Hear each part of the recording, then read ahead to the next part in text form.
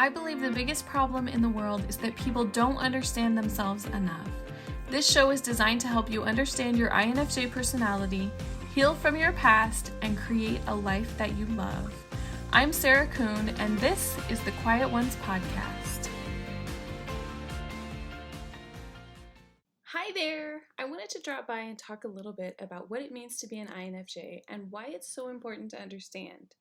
What are the letters and where do they come from? Let's start with the Myers-Briggs Type Indicator Personality Test, or MBTI for short. According to the official Myers-Briggs website, which is myersbriggs.org if you want to check it out, the MBTI test was created to help people understand Carl Jung's personality theory and to help them to be able to use it in their lives. There are so many differences between people that seemed random prior to Carl Jung's personality theory. But now we can look at how people use perception and judgment to help us understand them a lot better. Isabella Briggs Myers and her mother, Catherine Briggs, developed the MBTI test to help ordinary people understand themselves and others better. They broke Carl Jung's theory into basic preferences of the 4 dichotomies specified in the theory. This is where the letters or preferences of the MBTI came from and the 16 different personality types. Myersbriggs.org describes them like this. The first one is your favorite world. Do you prefer to focus on the outer world or on the inner world? If you focus on the outer world, this is extroversion, and if you focus on the inner world, that's introversion. The second one is information. Do you prefer to focus on the basic information you take in, or do you prefer to interpret and add meaning?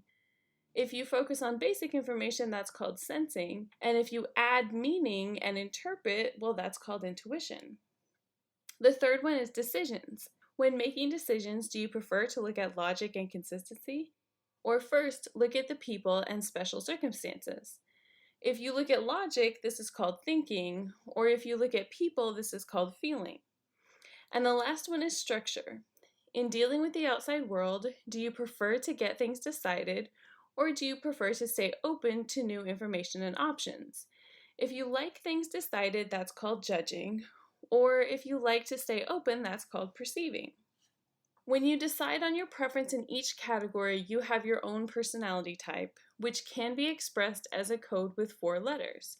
That's where INFJ comes from. So now we know where the letters INFJ come from. Let's talk about what makes someone an INFJ. The I stands for introvert, and it means I get my energy from spending time alone or with one other person that I'm close to. I'm most comfortable when I'm playing with an idea in my head. I see these ideas in pictures, memories, and replaying reactions from myself and others, like a movie playing in my head. These ideas are mostly consistent and stable for me, though it may take some time for me to go through all of the scenarios before I decide. There are times that I like the idea of something more than I like the actual thing. The N stands for intuitive, and it means I am a future-oriented thinker. I think about what might be possible and new, which is why I don't like hands-on experience. I would rather brainstorm a solution with theories and patterns. I'm most interested in patterns and impressions, and I'm able to see them with very little effort. It just happens naturally. When I think about the past, I focus more on the impression of the event rather than the details. The F stands for feeling, and it means I believe we all have the right to be heard and listened to. I am committed to making decisions that are best for everyone involved, considering their values. My relationships with people tend to come across as caring and warm because it's important to me to make everyone around me feel comfortable. The J stands for judging, and it means I use my decision-making preference, whether it's thinking or feeling, in my outer life. I like to plan and control my life as much as possible. I'm good at checklists and schedules. I like for decisions to be made and things to be in place. This is true for my outer world. My inner world is a bit more flexible and open. Please do not confuse judging with being judgmental in its negative sense about people and events. They are not related, nor are they the same. Now that we know about MBTI and being an INFJ, the question is, Why is knowing your personality type important? Well, it's important for a lot of reasons. It will help you understand why you act the way that you do, understand why you think the way that you do, and it will help you know that it's okay to be different from others. It will also help you communicate with those around you more effectively, doing things like settling arguments and avoiding arguments in the first place. Let me give you an example. I got into an argument with one of my friends. She said something that I perceived to be insensitive, and honestly, I don't even remember what it was that she said.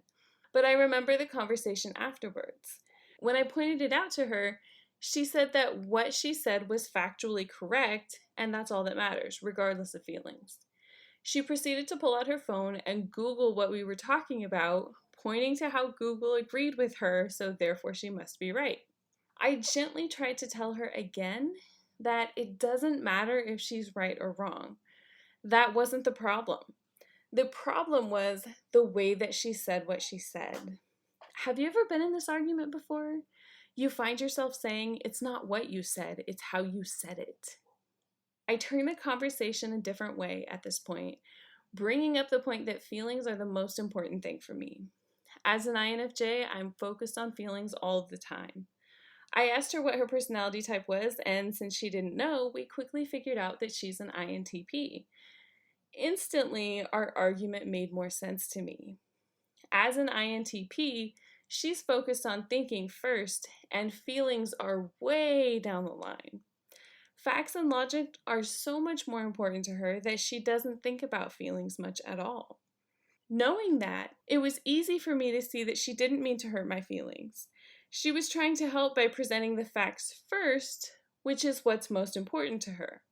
She saw it as helping as best she could. I also helped her understand that feelings are super important to me, more so than facts. Both of us knowing this will help us with situations like this in the future. Okay, so we covered where MBTI came from and what it means to be an INFJ. I hope you have a better understanding of your personality and why it's important to know. Oh, and before I sign off, there's actually one more thing I want to talk about that will help you learn more about your personality and understand yourself and others better. I created an exclusive course just for you. It's called Me, a roadmap to understanding your INFJ personality in 30 days. This 30-day roadmap is designed to guide you to happiness through a better understanding of your personality. Just imagine if you could quickly determine why you are the way that you are without struggling through overthinking and frustration.